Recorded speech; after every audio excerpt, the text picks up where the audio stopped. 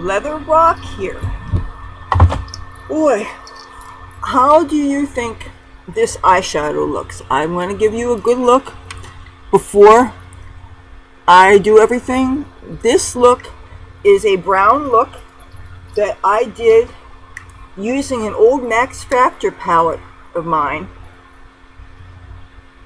In my ongoing theme to shop your closets and not spend more than you can afford, I am using up makeup that might be from brands and companies that you might have forgotten about, but that I still use and that many of you may have in your cabinets.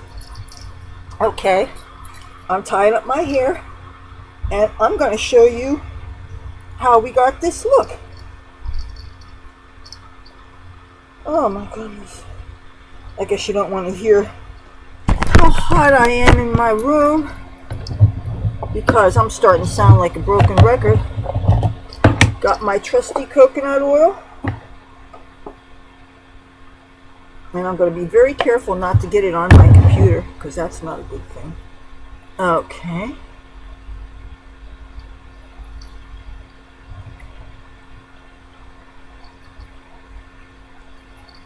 The reason why there was that couple seconds delay is because I couldn't find my clapboard. And I think that's a real important part of my videos.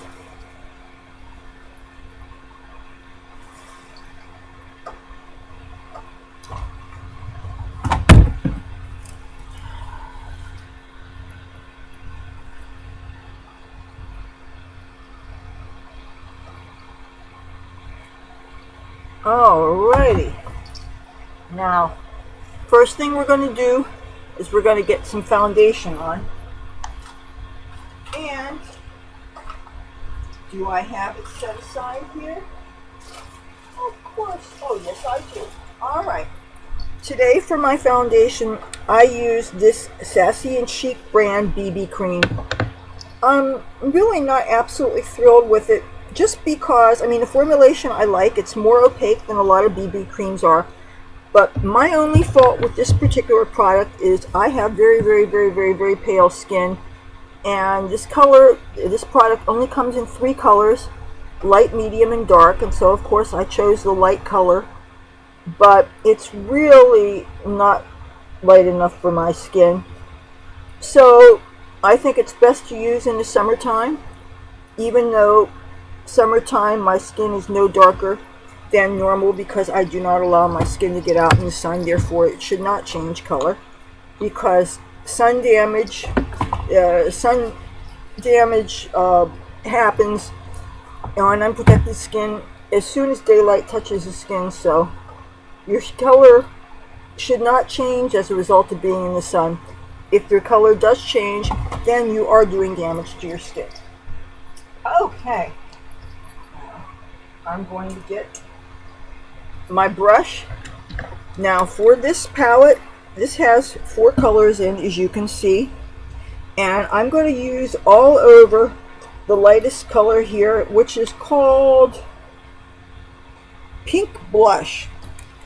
Even though this is, I don't know that it's that pink, and it's definitely too dark to be skin color for me, but I'm going to use this as an all over color. But what I'm going to do is I'm not going to get it as high as my eyebrows. I'm going to sweep it from about a 1/4 inch from the eyebrows down, and if I don't think I see enough, I'll just apply more on the brush. And I mean, this is going to be covered up anyway, but this is just so that the colors that I put on my lid don't stick too much, because the main reason why I like to put a foundation on the eyelids is not only to even out the color, but also if it's moist enough, it should give your eyeshadow colors something to grab onto. And these colors would look too muddy if I put them on a sticky surface. Alrighty. Now the second color that we're going to use with this is we're going to dip into this shade called Taupe.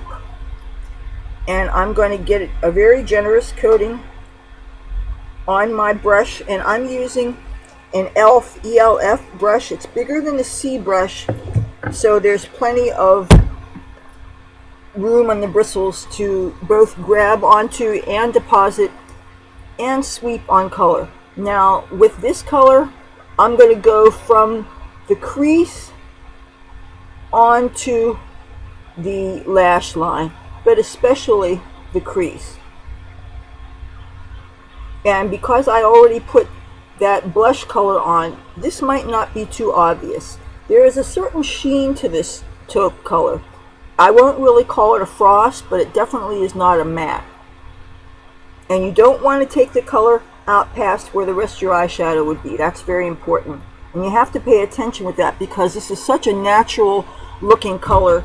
It's much easier to veer off and not see what you're doing. So that's the danger of working with natural looking colors. They blend in too easily. Okay, now I've got another brush, and we're going to take the darkest of these colors. It's a real nice bronzy brown color, and the color in this palette is called Raisin, just like the name of the palette itself is called Raisins. So I'm getting a generous coating on this brush on both sides. And just so you know, this brush is from VIVACE, which is either Vivace or Vivace, I don't know. It's a dollar store brush, and this I want to get just in the outer corner. I like to start with a ball, but then I like to kind of go from the lash line to the crease and then out kind of in a V.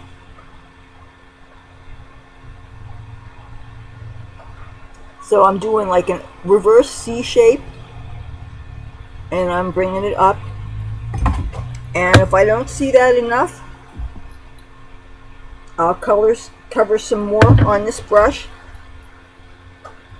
and like a C shape, and go up to the V. I want to make sure that the angles are matching on both sides. Alrighty, now it's time for some eyeliner. And for this eyeliner, I'm using a pencil liner. Alright, now, I seem to have a little problem here. I seem to have dropped my pencil liner. But you know what?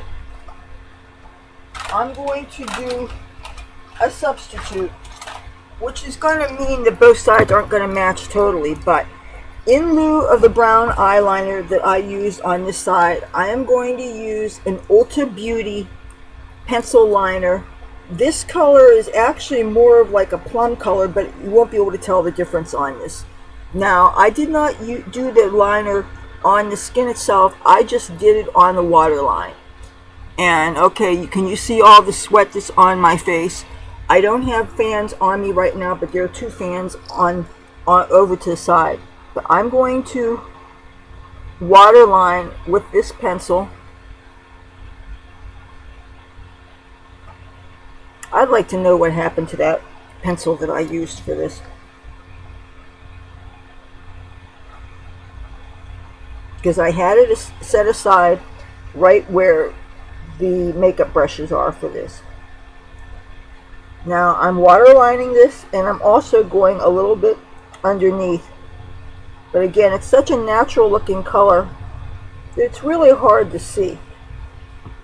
And I'm really not a fan of these natural looking colors. I just thought it would be good to do this makeup look to have variety to my channel, and because I know there are people who are always actively looking for natural looking makeup tutorials.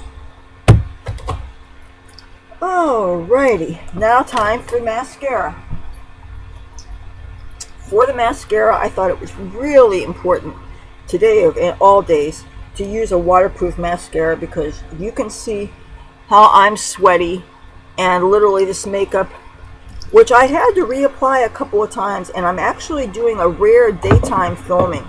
It's 5:15 p.m.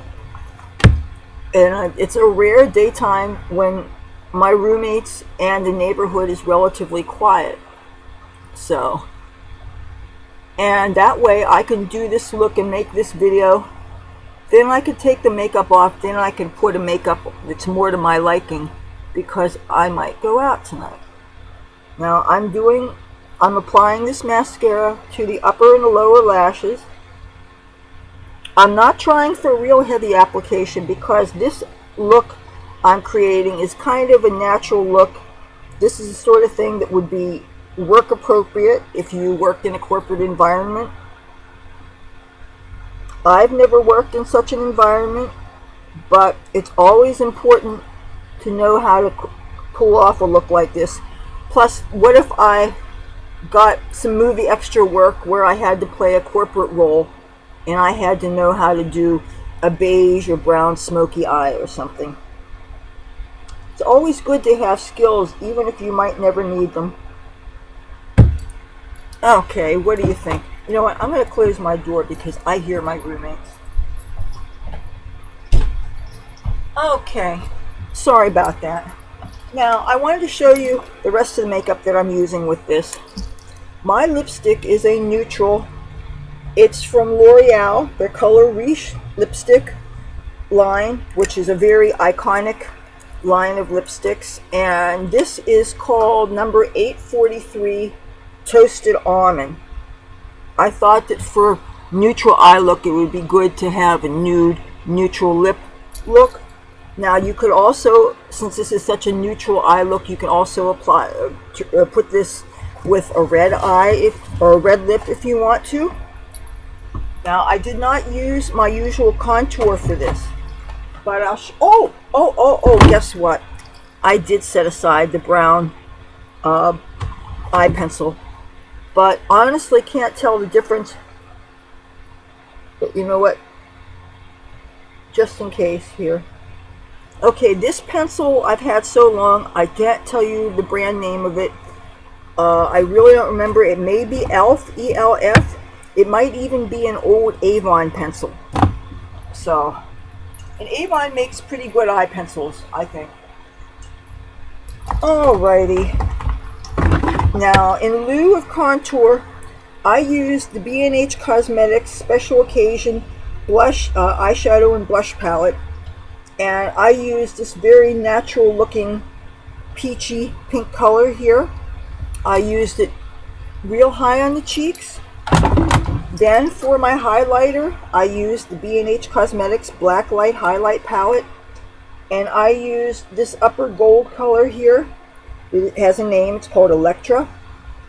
And I just applied it softly on the cheeks here, Cupid's bow, and also between the bridge of the nose and just about to here. A little bit here and a little bit here. Now, I'm going to take my hair down so you can actually see the finished look. Alrighty.